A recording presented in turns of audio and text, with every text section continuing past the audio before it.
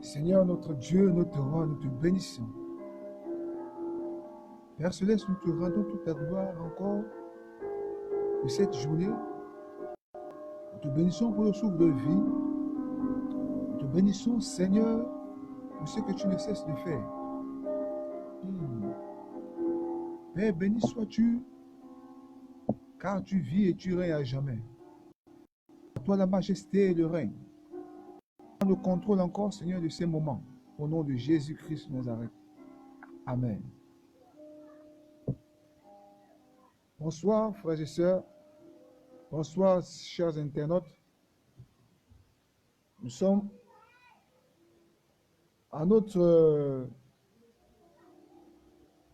donc à notre concept. Un instant dans sa présence. Et je vous prie, vous qui me regardez, de bien vouloir nous suivre, de bien vouloir écouter, de vouloir être attentif à ce qui sera dit. Assurément, c'est ta situation. Assurément, Dieu veut te parler ce soir. Assurément, Dieu veut te dire quelque chose au travers de ce message. Alors, prends le temps d'écouter. Prends le temps de rentrer dans sa présence. Prends le temps de te laisser pénétrer la parole. Bien-aimé, je ne sais quoi tu traverses, mais laisse-moi te dire que la parole de Dieu est vivante. Laisse-moi te dire que la parole de Dieu est puissante. Laisse-moi te dire que la parole de Dieu est puissante pour transformer des vies. Laisse-moi te dire que la parole de Dieu est là pour casser, pour ramener à l'ordre ce qui n'est pas. Ce qui n'est pas vrai. Oui, bien-aimé, nous voulons donc continuer avec notre thématique du vendredi, du dernier vendredi. Rien n'est perdu. Pardon, excusez-moi, pas rien n'est perdu. Dieu a le dernier mot. Voilà. J'avais déjà lancé sur la pensée, la thématique d'un autre direct. Mais nous revenons donc sur la thématique. Dieu a le dernier mot. Frère, Dieu a le dernier mot en tout. Dieu a le dernier mot dans toutes les situations que tu traverses. Vous savez, les hommes ont certainement dit de toi des choses. Les hommes ont certainement dit sur ta vie des choses. Mais Dieu a le dernier mot. Tu traverses certainement une situation. Dieu a le dernier mot, frère. Difficile aujourd'hui, mais Dieu a le dernier mot. C'est dur, tu n'arrives pas à trouver du travail. Tu n'arrives pas je vais dire quoi, à t'épanouir financièrement. Frère, ne baisse pas les bras. Ne baisse pas les bras. Ne baisse pas les bras, bien-aimé. Dieu a le dernier mot. Alors ce soir, nous voulons donc continuer avec une autre histoire, une histoire que nous connaissons tant. Nous voulons comprendre quelque chose.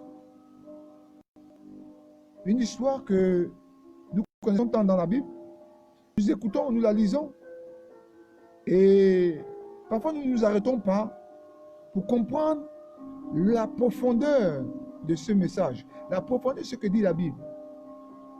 Vraiment, dans ce laps de temps que nous avons ensemble, je nous prie, je vais essayer d'être bref. Parfois, quand on est lancé dans l'enseignement, vraiment dans les Écritures, c'est tellement passionnant qu'on ne voit pas le temps passer. Mais je vais être bref et essayer de ressortir l'essentiel. Amen. Alors, nous sommes dans le livre de Matthieu. Matthieu, chapitre 9, à partir du verset 18. Une très belle histoire que nous relate la parole de Dieu. Et vous pouvez retrouver cette histoire dans Luc, chapitre 8, verset 41 à 56. 41 à 56. La Bible déclare ceci. À son retour, Jésus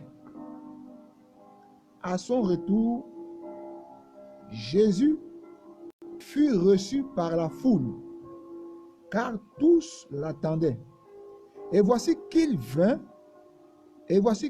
un homme du nom de Jairus, qui était chef de la synagogue, et se jetant à ses pieds, il suppliait Jésus d'entrer dans sa maison, car il avait une fille unique d'environ 12 ans qui se mourait. Dans d'autres versions, on va dire que cette fille est morte. Elle n'avait plus de vie. Elle était morte. Elle n'était plus parmi les siens. Le second dit, cette fille se mourait. Pendant que Jésus y allait, il était pressé par la foule.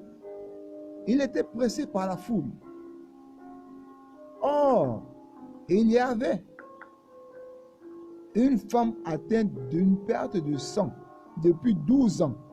C'est là où l'histoire devient intéressante. Il y avait une femme atteinte d'une perte de sang depuis 12 ans, bien aimé. Puis, qui avait dépensé tout son bien chez les médecins et qui n'avait pu être guéri par personne. Pendant 12 ans, cette femme n'a pas trouvé guérison. Pendant 12 ans, cette femme a cherché la guérison. Pendant 12 ans, cette femme a dépensé, s'est épuisée financièrement. Pendant 12 ans, elle saignait. Pendant 12 ans. Après 12 ans, c'est toute une existence. En 12 ans, quelque chose peut se passer. Pendant 12 ans, on ne parle pas de 12 jours. On ne parle pas de 12 heures. On ne parle pas de 12 mois. On parle de 12 ans. 12 années. 12 années bien comptées. Pendant 12 ans, cette femme saignait. Elle avait dépensé son argent. Elle avait dépensé chez les médecins. Elle a dépensé. Je ne sais pas, certainement elle était partie chez les marabouts. Mais elle avait dépensé tout ça, toute sa fortune, rien que pour chercher la guérison. Waouh! Compliqué. Suivons la suite. Elle s'approcha. Verset 44. Elle s'approcha par derrière et toucha la frange du vêtement de Jésus. À l'instant, la perte de sang s'arrêta. Waouh! La Bible dit qu'elle déclare que à l'instant, frère, à l'instant qu'elle toucha le pan de la robe de Jésus, elle arrêta de saigner. Automatiquement. Là, c'est-à-dire quelque chose instantané. Elle n'a pas attendu. Ça n'a pas attendu. Et la Bible dit que elle s'approcha par derrière et toucha la frange du vêtement de Jésus. À l'instant, la perte de sang s'arrêta. Et Jésus dit, qui m'a touché? Comme tous s'en défendaient, Pierre dit, Maître, la foule t'entoure et te presse. Mais Jésus dit, non, quelqu'un m'a touché, car je sais qu'une force est sortie de moi. Waouh! Je sais qu'une force est sortie de moi. La femme, se voyant découverte, vint toute tremblante, se jetait à ses pieds et déclara devant tout le peuple, déclara devant tout le peuple pourquoi elle l'avait touché. Et comme elle avait été guérie à l'instant, Jésus lui dit, ma fille, ta foi t'a sauvée, va en paix. Waouh! Très belle histoire. Voilà quelqu'une Tu as souffert pendant 12 ans. Elle souffre pendant 12 ans. 12 ans, elle souffre. Jésus est dans la foule, frère. Je ne sais pas quelle est la situation que tu traverses. Combien de fois, combien d'années, combien de temps tu traverses cette situation.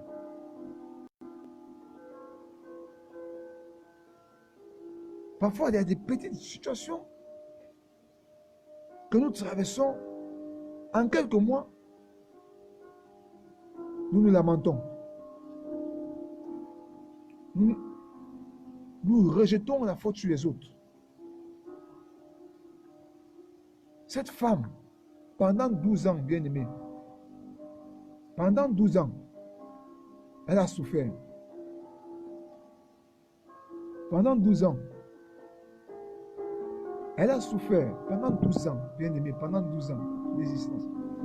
12 ans de souffrance, elle saignait. Mais elle a entendu que Jésus était en train de passer quelque part. Wow. Je suis passé quelque part. Dans cette foule-là, si elle aurait dit qu'elle souffre de cette maladie, je vous assure que cette mère serait lapidée. Parce qu'à cette époque-là, les femmes qui étaient considérées comme impures. Elle était impure. Elle ne pouvait pas se frotter à n'importe qui. La femme n'a pas regardé à la foule. La femme n'a pas regardé au monde, à l'obstacle qui était là. La femme n'a pas regardé à cet obstacle-là. Elle n'a pas regardé à ce que va dire les hommes. Elle n'a pas regardé à cela. Elle est allée, frère. Elle dit, je vais aller toucher. Je vais toucher juste le pan. Elle a dit, juste le pan de la robe. Juste le pan de la robe. Je veux toucher. Elle est allée toucher juste le pan. Elle n'est pas allée embrasser. Elle n'a pas eu besoin d'embrasser. Elle n'a pas eu besoin de venir s'exposer. Elle a dit, juste toucher. Juste toucher. Si j'arrive à toucher ce gars-là, je suis guéri. Parce que quoi? En lui, il y a ce que je cherche. Ce que j'ai tant cherché ailleurs, je cherche, il y a ça en lui. En lui, il y a ça. Ce que j'ai tant cherché chez les médecins, en cet homme-là, il y a ça. Frère, sœur, qu'est-ce que tu cherches? Ta situation, Jésus a la solution. Ta situation, Jésus a la solution, frère. Elle a touché. Et pourtant, beaucoup de gens touchaient Jésus. Il y avait beaucoup là qui touchaient Jésus. Ils étaient nombreux à toucher Jésus. Mais lorsque cette femme a eu touché Jésus, lorsque cette femme a touché juste le pan de cette robe, de son vêtement, Jésus a ressenti une force sortie de lui. Ce n'était pas comme tout le monde a touché. Mais Jésus a senti. Il dit non. Au verset 44, il a dit, et Jésus, il dit, quelqu'un m'a touché. Quelqu'un m'a touché. Il dit non, verset 46, il dit, quelqu'un m'a touché, car je sais qu'une force est sortie de moi. Waouh. Cette force qui est sortie de Jésus ce jour-là est allée guérir cette femme. Jésus n'a pas besoin, la femme n'a pas besoin elle n'a pas eu besoin que Jésus parle pour sa situation. Elle n'a pas eu besoin que Dieu impose les mains sur sa situation. Prochainement, nous parlerons encore de cette histoire. Nous continuerons dans cette histoire, frère. Mais nous nous arrêtons sur cette femme à la paix de sang. Et pourtant, Jésus ne partait pas pour elle.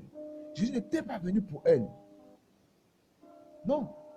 Jésus n'était pas venu pour elle. Jésus allait pour une situation bien précise. Cette situation que nous allons discuter vendredi prochain. Cette situation fera l'objet de notre thématique vendredi prochain pour fermer avec Jésus au dernier mot. Jésus allait pour cette situation bien précise. Jairus, ce soldat Jairus.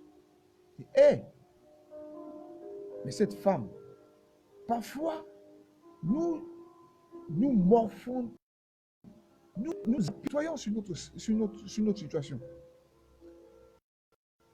Parfois, nous laissons influencer par les hommes, par la foule,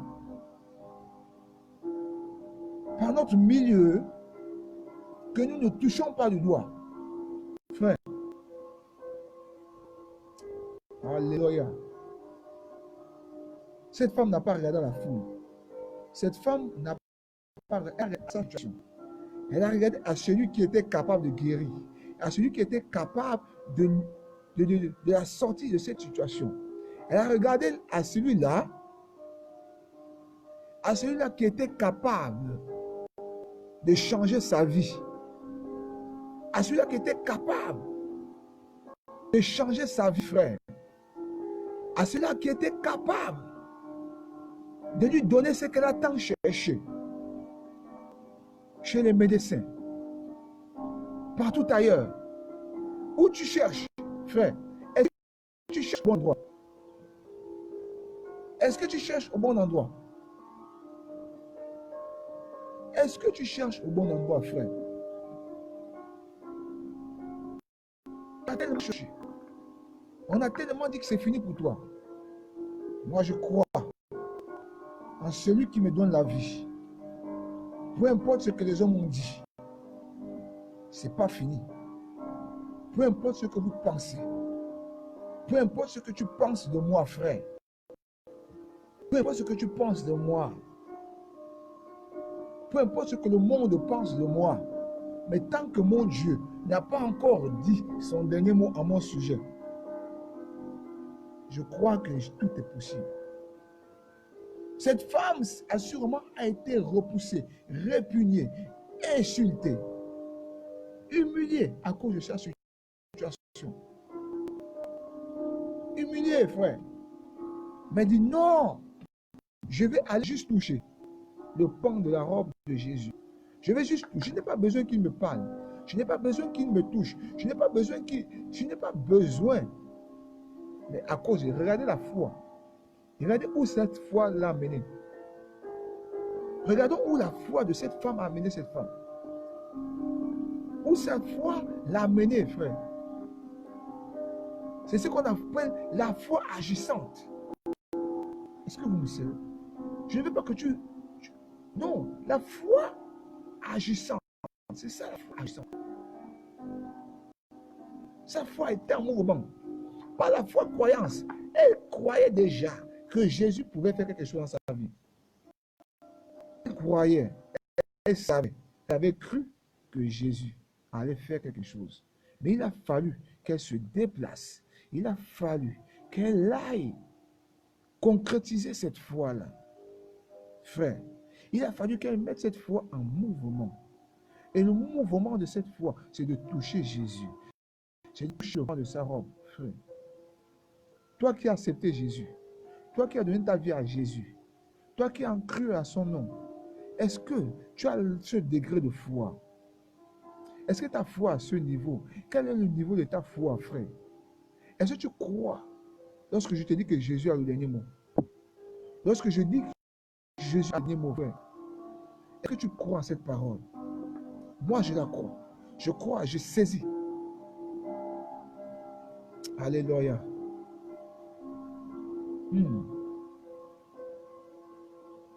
De là où tu es, frère, je ne sais pas la situation que tu traverses. Nous sommes à un instant dans sa présence. Il est temps maintenant que tu crois. Bien, frère, bien-aimé, la présence de Dieu est palpable. La présence de Dieu, ce n'est pas quelque chose qu'on récite. C'est une nécessité. Ça se vit. Je crois qu'une situation peut être changée tout à l'heure. Je crois qu'une situation peut être changée à ces instants. Je n'ai pas trop de temps. Mais laisse-moi te dire, aie la foi comme cette femme. Aie la foi comme cette femme. Jésus est capable. Remets ta situation entre les mains de Jésus. Remets ta vie entre les mains de Jésus. Remets ta vie entre le Christ. Remets ta vie en Christ. Remets ta vie en Christ, frère. Et il fera quelque chose. Croise tout simplement. Et vas-y. Lève-toi. Lève-toi. Lève-toi. Ne regarde pas la foule. Ne regarde pas aux obstacles. La femme a vu les obstacles. Il y avait des obstacles. Ne regarde pas ces obstacles. Mais lève-toi. Prends courage. Dis, malgré les obstacles, j'y arriverai. Malgré les obstacles, je vais toucher Jésus. Malgré les obstacles, je crois que Jésus est capable de faire quelque chose dans ta vie. Alléluia.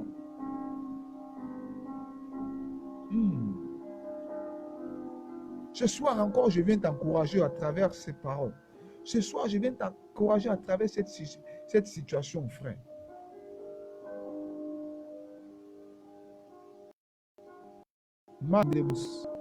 Ce soir, toi qui as donné ta vie à Jésus, toi qui n'as pas encore accepté le Seigneur, frère, crois en ce nom. La Bible déclare que tout genou fléchit, tout dent confesse qu'il est Seigneur. Il dit, crois au Seigneur Jésus et tu seras sauvé. Cette femme a cru et elle est allée toucher. Toi, quelle est la dimension de ta croyance? La Bible déclare que Jésus à la fin va dire à cette femme, écoutez, il dit, au verset 48, il va dire, Jésus lui dit, ma fille, ta foi t'a sauvée. Va en paix. Et toi, quand tu regardes ta foi aujourd'hui, est-ce qu'elle peut te sauver? Quand tu regardes ta foi, pas la foi à un homme, pas la foi à des choses éphémères, pas la foi à des choses qui périssent, mais la foi à celui-là, la foi en celui-là qui donne la vie, la foi en celui-là qui donne la résurrection, la foi en celui-là qui guérit. Lorsque tu regardes ta foi aujourd'hui, est-ce que ta foi peut te guérir? Est-ce que Jésus peut te dire, ta foi t'a guéri? Frère, ne t'appuie-toi pas sur ta situation aujourd'hui. Vas-y. Il y a de l'espoir. La Bible déclare que Christ en nous, l'espérance et la gloire. Tant que Christ vit, nous avons l'espérance d'y arriver. Alléluia. Frère, cette situation, cette crise que nous traversons tous aujourd'hui, cette crise planétaire, tu as perdu le travail, tu as perdu un emploi, l'entreprise dans laquelle tu travailles est tombée en faillite. Elle est en crise. On a licencié beaucoup et tu en fais partie. Laisse-moi te dire, frère, c'est pas fini. C'est pas fini. C'est pas fini. C'est pas fini. Lorsqu'une porte se ferme, frère, lorsqu'une porte se ferme, une autre s'ouvre. Lorsqu'une porte se ferme, qu'elle soit grande ou pas, une si grande va s'ouvrir. Et alors tu verras la gloire de Dieu. Alléluia. Frère, c'est pas fini. Tu vas trouver le travail. Lève-toi. Dieu a mis en toi des capacités. En toi des talents. Lève-toi, ne te laisse pas battre par la situation que tu traverses. Ne te laisse pas battre parce que tu ne travailles plus. Ne te laisse pas battre parce que tu n'as plus de travail. Oui, frère. Regarde ce que tu peux faire. Entreprends, frère. Entreprends. Oh, n'attends pas que cet homme vienne t'apporter de l'argent. N'attends pas d'être nourri. N'attends pas que voilà tout le du ciel. Non, lève-toi et la foi. Dis, Seigneur, tu as dit, tu as le dernier mot. Est-ce que c'est fini? C'est pas fini pour moi. Alors je me lève maintenant et je vais chercher.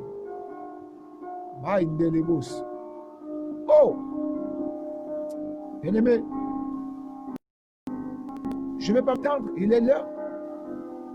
Je touche déjà à la fin de mon message. Je tenais encore à nous encourager ce soir. Nous sommes dans ce concept, un instant dans sa présence. Et voici ce que Dieu te dit dans sa présence aujourd'hui. Frère, Il a le dernier mot. Quel que soit ce que tu traverses, il a le dernier mot. Nous pouvons, ça peut faire l'objet d'un séminaire. Nous pouvons passer toute la nuit en train de parler de ça. Attention. Vendredi prochain, je t'invite encore à être là. Présent. Être là, 17h30. Parfois, la connexion bug un peu. C'est pourquoi nous commençons parfois en retard. Nous prenons un retard de 2-3 minutes. Pardonnez-nous encore pour ceux qui attendent. Mais 17h30, c'est l'heure à laquelle nous commençons. Nous continuerons avec ce message. Dieu a le dernier mot. Alléluia. Dieu a le dernier mot, frère. Sois béni là où tu es. Merci encore de liker. Merci de vous abonner. Merci de partager ce message, d'encourager un frère qui est certainement touché, affecté. Waouh, je ne sais pas.